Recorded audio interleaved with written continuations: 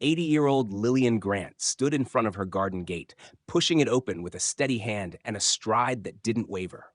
Her neighbors often marveled, not just because she lived alone, cooked her meals, or did her own grocery shopping, but because she moved, spoke, and even looked years younger than her age.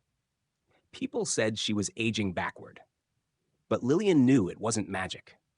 It was mastery over 5 things most 80-year-olds couldn't do anymore, and one dangerous habit she had stopped that her heart surgeon friend, Dr. Raymond Cooper, had warned her about years ago. First, Lillian could still balance on one leg for over 10 seconds. It might sound simple, but this one test is a clear sign of aging, or the lack of it. Most people in their 80s begin to lose muscle coordination and proprioception. Falls become common, and fear creeps in. Lillian, however, had practiced her balance every day, often while brushing her teeth or waiting for the kettle to boil. That subtle daily ritual had protected her from the fate many seniors face: fractures, fear of movement, and loss of independence. Second, she could stand up from the floor without using her hands. It wasn't something she flaunted, but one afternoon while gardening, her niece dropped a glove. Lillian crouched, knelt, and then stood back up without pushing off the ground. Her niece's eyes widened. "I can't even do that, and I'm 38, she whispered. This one movement, called the sit-to-stand test, revealed lower body strength, core stability, and joint flexibility. Dr. Cooper had told her, the more easily you can get off the floor, the longer you'll live. Simple as that. Third, Lillian could still walk a mile without stopping. While many of her peers had resigned themselves to canes, walkers, or sedentary afternoons, Lillian took a brisk walk each morning. She didn't sprint. She didn't even aim for speed. But she kept moving. Her pace was smooth, her posture tall, her breath steady. This regular movement kept her blood pressure in check, her joints mobile, and her heart strong. It was, as Dr. Cooper once told her, medicine disguised as walking.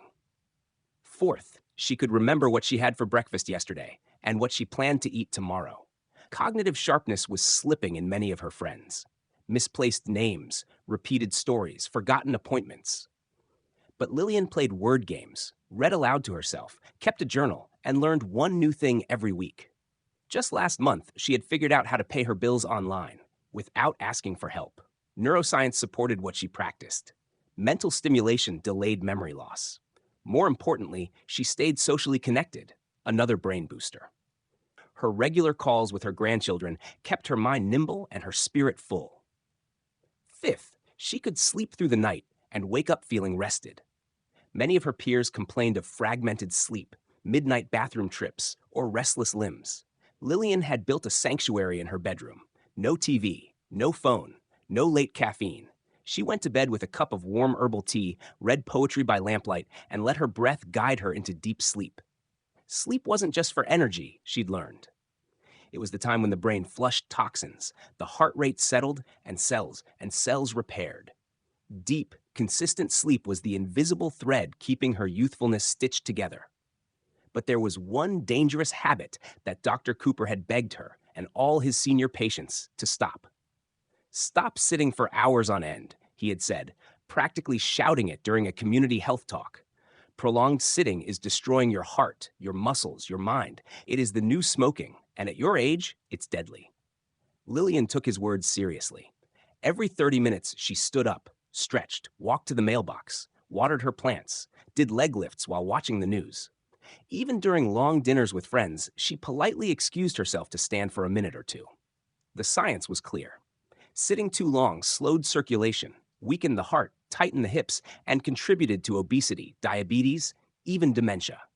But movement, even small, regular bursts, reversed all that. Lillian didn't go to the gym. She didn't run marathons. But she refused to be still for too long. That, more than any vitamin or fancy supplement, was what kept her aging backward. She smiled as she opened her mailbox and found a birthday card inside. It read, "Happy 80th, Lillian. Keep showing us how it's done." She chuckled, tucked the card into her pocket, and began her mile-long walk home. Still strong. Still balanced, still winning.